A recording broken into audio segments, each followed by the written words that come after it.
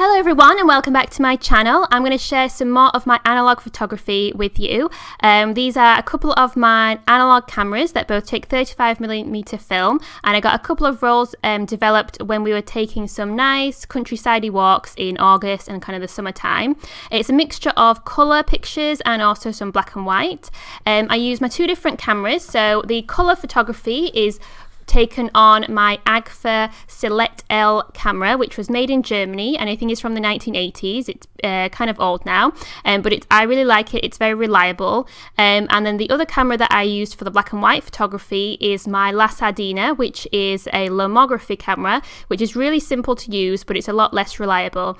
You can kind of get that from the photographs that are in this video, because the black and white photography is blurrier, it's out of focus. Now, some of that is going to be user error, and I have to confess I'm not the greatest photographer, and with the Sardina it's a more simple camera to use, so it makes it easier because you don't have that many options in terms of focusing the camera, but it does mean that you can't necessarily adapt it for all the different scenarios that you can with the Agfa camera, which has a lot more settings on it. So the other thing that I've found with the Sardina camera is, unfortunately, that it doesn't seem to be focusing properly. So it tends to be okay when you have it on close up, but when you want to focus further away, it's struggling to focus, and that's why a lot of these images are blurry.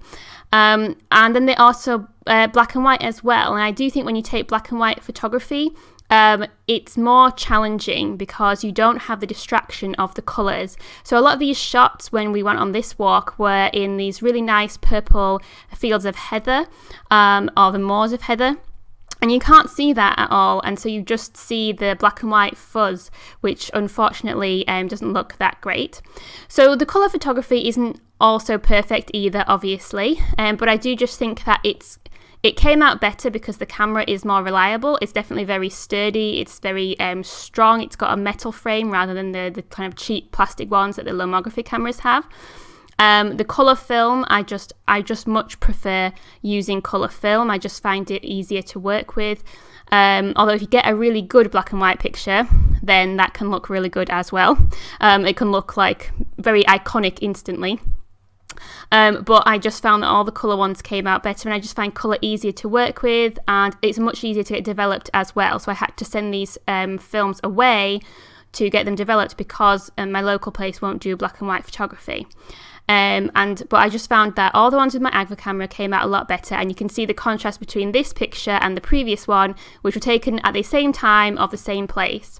But then you can see this one here where it was a grey day, and it's just not as crisp, not as clear as the other pictures. It's a little overexposed, the sky is very white, and it is difficult to get the white balance right. Something that you take for granted so much when using your phone or a digital camera is that it does so much for you on auto, and like I said, I'm really not very good. I'm not very experienced, and I haven't taken the time and put the effort in to learn all the different settings, so it's still very amateur.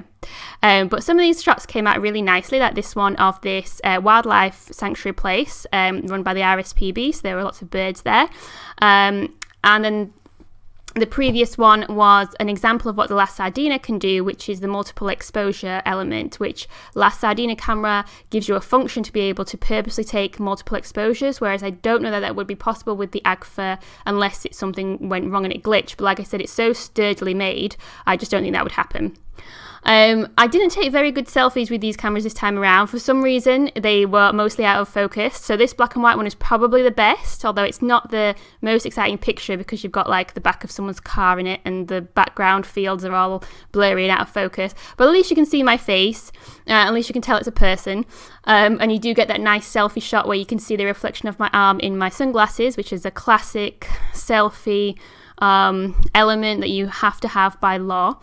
But that's it. That's the collection of the images from those rolls of film. So I have a couple more to upload as well. So if you're interested in other analog photography videos, please stick around and subscribe. And if you have liked this video, please give me a like.